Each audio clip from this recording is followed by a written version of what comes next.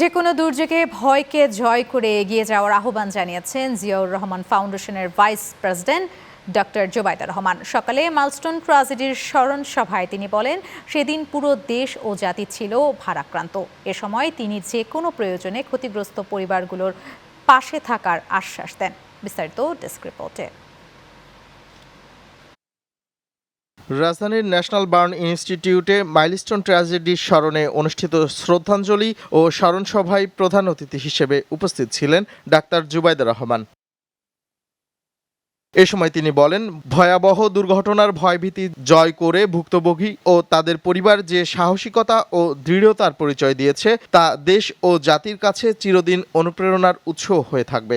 Milestone ট্র্যাজেডিতে আহত শিক্ষক, শিক্ষিকা, শিক্ষার্থীবৃন্দের মনোবল সকলের প্রেরণার উৎস। ভয়াবহ অভিজ্ঞতার পরও আপনারা যেভাবে সাহস ও সংকল্প নিয়ে ভবিষ্যতের দিকে এগিয়ে যাচ্ছেন, জাতি কোনোদিন ভুলবে না। সংকটময় মুহূর্তে আক্রান্তদের পাশে দাঁড়ানো সেবামূলক প্রতিষ্ঠানগুলোর ভূয়সী প্রশংসা করেন ডাক্তার জুবাইদা।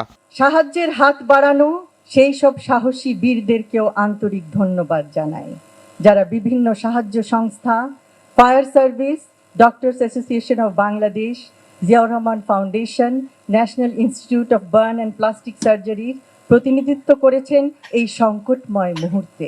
স্মরণ সভায় দুর্ঘটনার শিকার শিক্ষার্থী, শিক্ষক ও অন্যান্য নিহতদের নাম স্মরণ করে তাদের আত্মার মাগফিরাত কামনা এবং শোক সন্তপ্ত পরিবারের প্রতি গভীর সমবেদনা জানান তিনি। এই দুর্ঘটনায় ক্ষতিগ্রস্ত সকল পরিবারকে জানাই গভীর শোক ও আন্তরিক সমবেদনা। Channel 9 news desk.